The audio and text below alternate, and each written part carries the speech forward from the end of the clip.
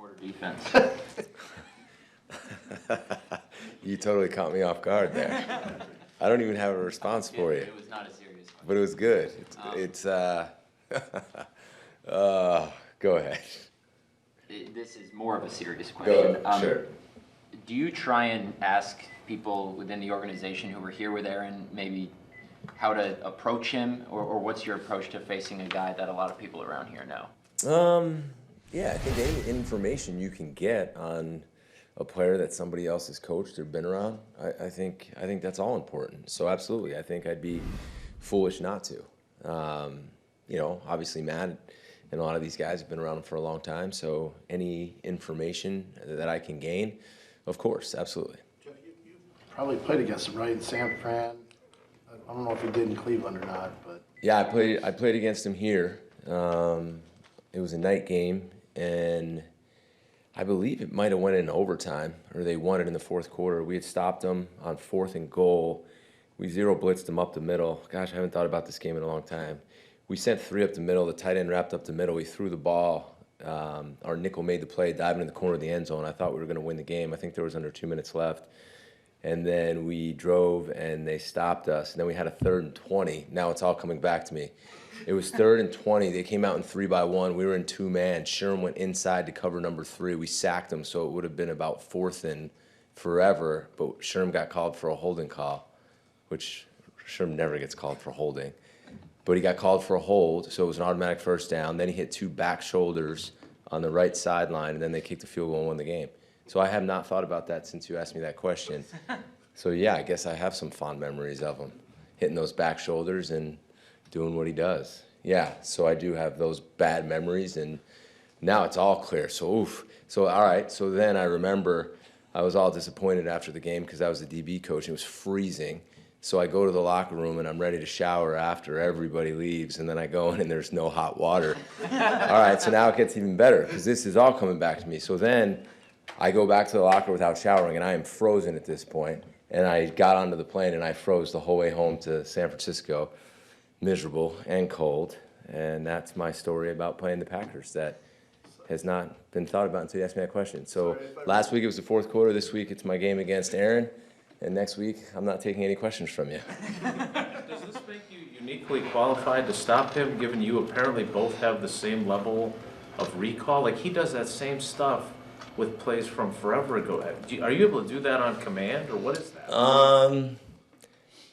Yeah, I think if you talk about certain games that are impactful, or I think a lot of games you just can start pulling stuff out. I mean, but here's the thing, right? Like, as a coach, you don't just watch a game once. Like, you study a game over and over and over and over and over again. So I probably watched it 100 times.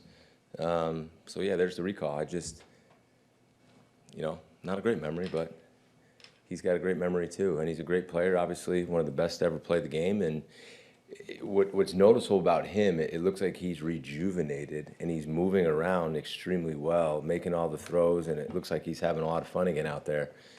So I got a ton of respect for him, what he's still able to do at this point of his career, and it will be a challenge to go up against him. And it's a cool challenge, I think, as a coach or a player. Anytime you go against a Hall of Famer, and I mean, you look forward to that challenge.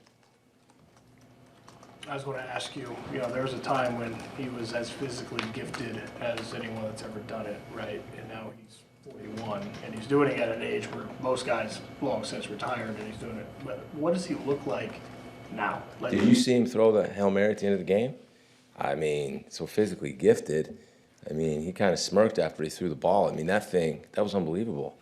And then you watch him, and before we started studying him, you would think that he would have slowed down a little bit in the pocket because he's always been so good at the off-schedule plays and moving around. And he has such an amazing feel for the rush, as you guys can pick. I mean, you guys know him better than I do. He's still doing that right now. And a couple of the scrambles he has where he's getting yards, he's as physically gifted as ever. And like I said, it looks like he's rejuvenated. I don't know how he does it. Is it possible to disguise and confuse him at this point, that the guy that's seen everything? And if so, how do you accomplish that with someone that's seen everything, has that recall, been there, done that? Yeah, I think certainly it's harder, but we're going to do our best to try to do that. And we have smart safeties and DBs, and there's stuff we can do up front. So we're going to do our best to see if we can. So you can ask me how we did on that next week. We're going to give it our best shot. Jeff, we talk about corners having short memories for hundreds of years. Yeah. How's Nate after the way things went on Sunday, and what do you expect from him moving forward? I think Nate's had a really good week of practice. I mean, like you said, I've been around some of the best corners, whether it was Revis or Rondé or Sherm. Look, just talked about Sherm on a 3rd and 20 getting called for a hold, which cost us a free play, and they go on to win the game. You have to have a short memory, and I'm not going to lose confidence in a player. I'm not going to do that.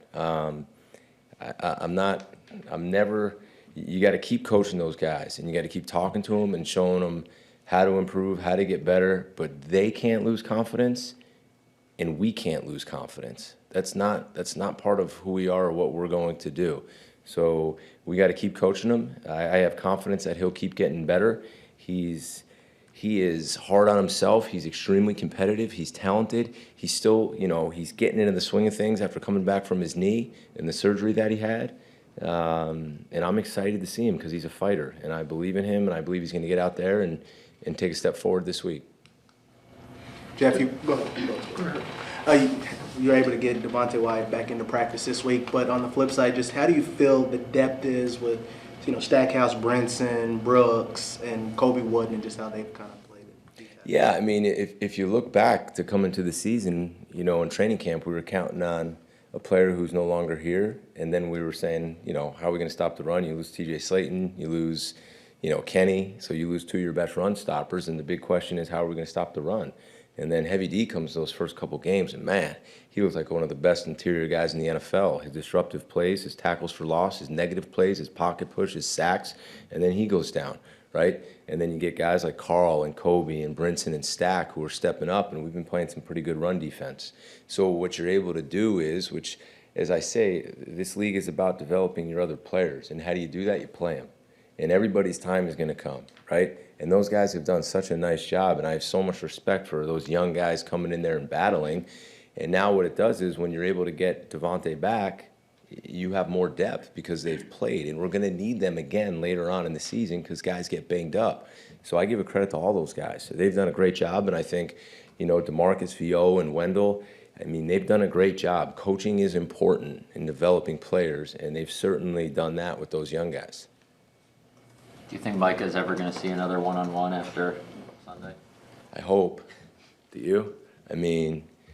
That's what closers do in that game. He had a couple of opportunities one-on-one, and he won them fast. And, I think our job as coaches is to continue to find ways to put him in position where he's not lining up in the same place every single time. And maybe that causes some confusion, and maybe he gets those one-on-one opportunities. And when he does, he'll tell you he doesn't believe he can be blocked, and I don't believe he can be blocked either.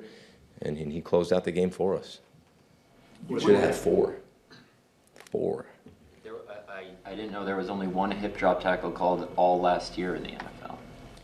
Yeah. Last week we want to talk about penalties. This week I don't want to talk about hip drop. With what Quay Walker is giving you this season as a blitzer and pass rusher, is he taking a step forward in that aspect of his game compared to last year? Yeah, and thank you for asking about Quay.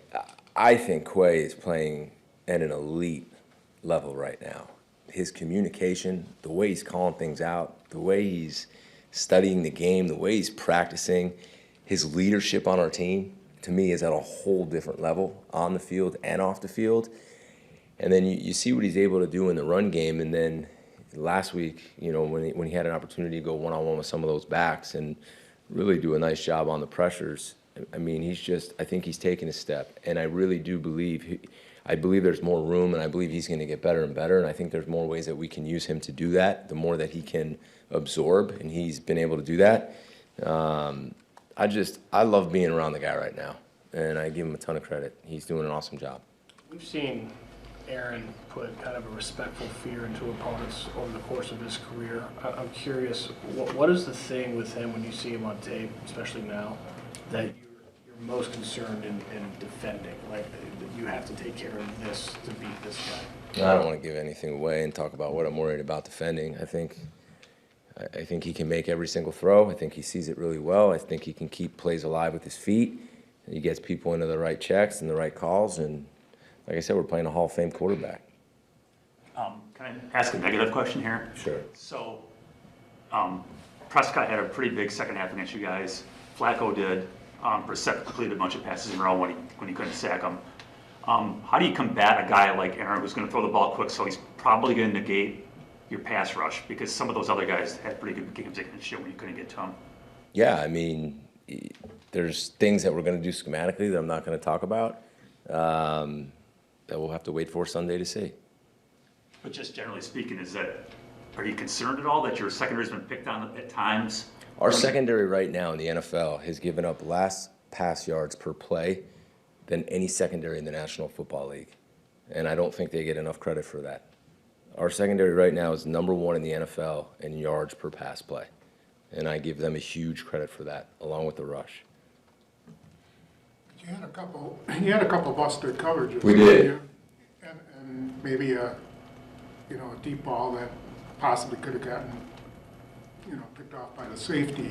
The deep ball was a bust. I mean, if you look at that game and you talk about it, it's 3rd and 25 and we jump off sides, which it can't happen on 3rd and 25. So 3rd and 25, we jump off sides and a couple guys stopped playing and weren't where they were supposed to be, and he threw up a free ball. And if we keep playing, it isn't an interception because it's a free play, but then you're playing 3rd and 18 or 3rd and 17, whatever the down and distance was, right? So that can't happen. There's another play in the red zone where guys got the wrong communication on the field and made a mistake, and it looked like a guy was not being covered and he ran in, which is the disappointing part about that is that's been so uncharacteristic of what we've done. We don't have many of those. We didn't have many last year. We don't have any this year. So we have to clean that up. You can't jump off sides on the 3rd and 10. We jump off sides on 3rd and 10, and then or 3rd and 9, and then it's 3rd and 4, and then we give up a play, right? So we have to clear those up in order to really be as good as we should be. And that's what's disappointing when we make mental mistakes like that, because that's not how we've played. So certainly that's disappointing. And then the other touchdown should have been an easy. Was that like a cover 4? Well, I'm not going to go. That's kind of the one I was talking about. We had a miscommunication on that, and I don't want to. It wasn't done the right way, and yes, that was like a walk-in touchdown, which has been very uncharacteristic of us. So we got to coach it better, and we need to play it the right way. The communication you've always said is really, really important. Is there such thing as over-communicating? Are there No, you got to over-communicate. The part of that play was a lack of communication. So communication is key, like you said. We have got to do a better job communicating in those key situations of the game. We've got to stay on side. We can't have 3rd down penalties. And then we play a clean game. And then, you look at that game and looking back and thinking about that game, the cool part of that game was those things did happen, but then look how those guys responded in the 4th quarter. It's 4th and 1 after Coop makes an unbelievable tackle on the sideline to even get it to 4th and 1. Then it's 4th and 1, and we're all right there on the sneak. We stop them. We score on an unbelievable play by the offense. Then we got to go back at again in the 4th quarter, and we're able to close out the game. So to me, after you make mistakes in a game, doing that on the road in the 4th quarter when you have to do it 2 times, to me, that shows a lot because you need to be able to win games like that in this league. On the road, when you're down, when you weren't playing great, but then you come together and it stopped. And that's what we really had not been able to do, is kind of stop the bleeding when things were going wrong. We were able to do that this game. And that's why, it wasn't pretty, but we found a way to win the game. And that's the most important thing. You throw every stat out the window. We have to win the game, and we found a way to win the game. So I give our guys credit this time because maybe they learned from the past when they couldn't stop it, and then they did, and we were able to close out the game, which was awesome. Jeff, that final drive in particular, I mean, your offense scores, and then they trust you to go out there and win the game. There's that one period, though, where Jacoby, had a great day. He completed 14 in a row. Of course, you guys kept the ball in front of you. Talk about how did you grade out that final drive? The final drive of the game? I graded out a win. Stopped the team from scoring a touchdown. I don't care if he completed 3 balls for 20 yards. He needed to score a touchdown, and we needed to stop the touchdown. You know how we gave up points in that game? Explosive plays. It's 3rd and 15, and we did not play the call the right way, and we gave up a 3rd down. Explosive play. It's 3rd and 25. We jump offside. We give a free play. Give a 45-yard catch. How did they score on that drive? Explosive pass play. If you give up explosive pass plays, you're going to give up points. I mean, that's one thing we pride ourselves with. I think we've done a really good job of eliminating explosive plays. Now, it's not always going to be perfect, but that's more important than anything. Win the game. We won the game. Jeff, if this is flawed, correct me, okay? If it's flawed? If it's flawed, Okay. if I missaw this, but you give up the big play, and I could have sworn you went to Bull instead of Evan at safety the next series. Am I wrong about that? That wasn't, it might have been. They were rotating in certain personnel groupings regardless, so I can look at you honestly and say that was not deliberate at all. Okay. Yeah, that wasn't like pulling a guy and putting a guy in. No, that was not deliberate at all.